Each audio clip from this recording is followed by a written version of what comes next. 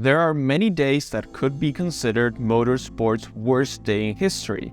The day that Senna died, when the Group B cars were banned, or when the first generation Fiat Multipla was launched. But to me, there was a day worse than all the others. A tragedy so important that even today, 60 years later, drag racing, or any motorsport competition is still banned in Switzerland, although this disaster happened in France. At the 1955 24 Hours of Le Mans, at least 84 people died, although some say it was over 150. The accident almost cost the life of several important drivers racing that day, such as Fangio or Stirling Moss.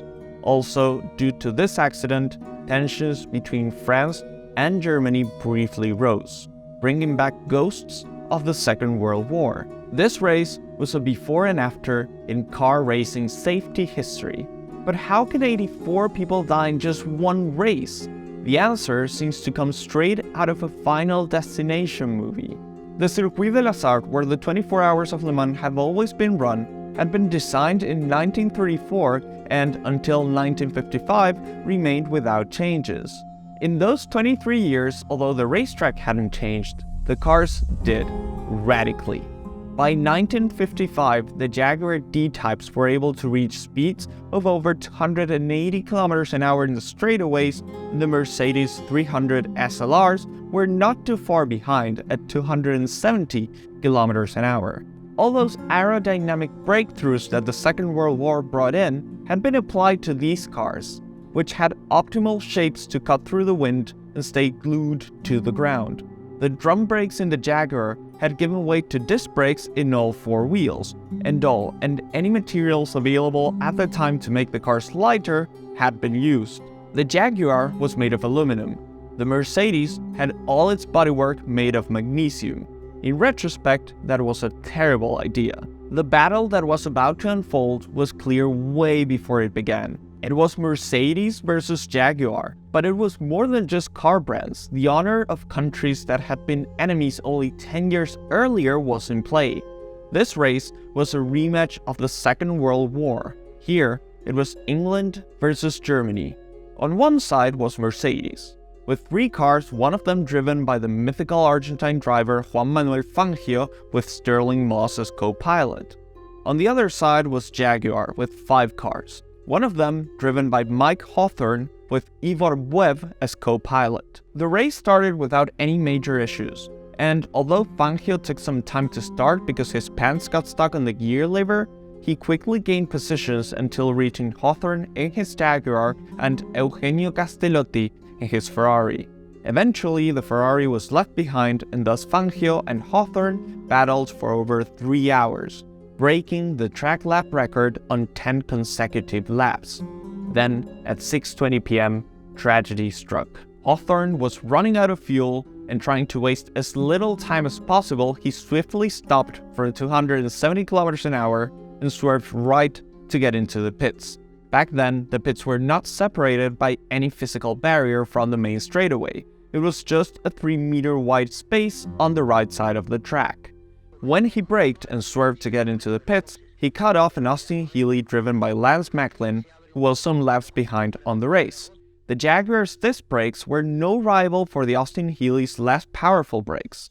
In order to avoid crashing into his fellow countryman, Macklin, still going over 160 km an hour, swerved left, right into the path of Pierre Levegh, a 49-year-old Frenchman driving a Mercedes at over 260 km an hour. Levegh didn't even have time to react and crashed right into the back of Macklin. The very aerodynamic Austin Healey served as a ramp to launch the also very aerodynamic Mercedes. The German car flew right over the hay bales that separated the track from the audience and flipped end over end through the grandstands filled with people. That was not it, though. The heavy engine split from the car and fell in flames onto a different grandstand full of people. The spectators were even unluckier, as the hood, unbent, flew like a guillotine, decapitating at least another 15 observers. Levegh, the driver of the Mercedes, died on impact, while the out-of-control Austin Healey ran over and killed a spectator that was running away from the flying Mercedes. Macklin wasn't hurt.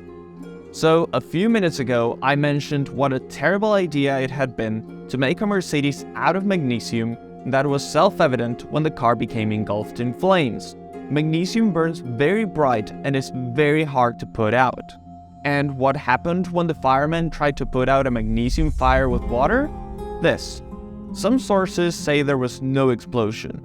Others say that the explosion killed an additional 10 people who were wounded and being tended to at the side of the track.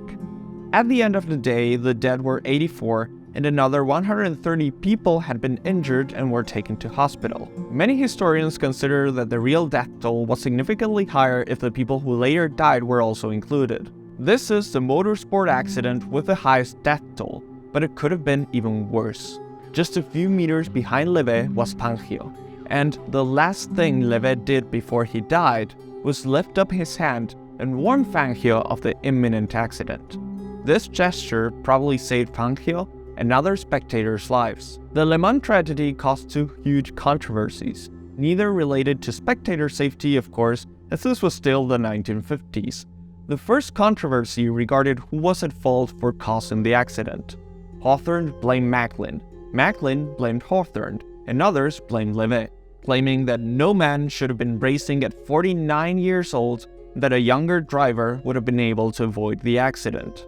The second controversy regarded how the accident was handled by the organization. The race continued, and the celebrations when it ended made it seem as if nothing had happened. Hawthorn, who I personally consider responsible for the accident, came out first after Mercedes decided to retire, honoring its fallen driver, and the 5 Ferraris didn't finish because they all broke down. The picture of Hawthorn celebrating his victory with a smile circled around the world, where he was criticized for his lack of compassion and Otter for not having retired. Macklin sued Hawthorn for slander after he published in his autobiography that the blame had been entirely Macklin's. However, before a verdict could be returned, Hawthorn died in a car accident while driving his Jaguar on the road. Quite ironically, while overtaking a friend's Mercedes 300 SL. Nonetheless, the 1955 24 Hours of Le Mans were a before and after event when it came to safety motor racing. After that season, the main straightaway was made wider and the grandstands were moved a few meters back, although the pits still remained on the main straightaway without any physical separation from the track. Many other racetracks around the world took similar measures. Politicians in Switzerland were appalled by the accident and took even stronger measures. They banned all motorsports that involved car-to-car racing. This ban remains until today, although an exemption for Formula E racing was created in 2015. Switzerland is perhaps the only country in the world without a single racetrack. This accident, among others, and the death of so many spectators are the reason why we've got so many safety features separating spectators from the track today.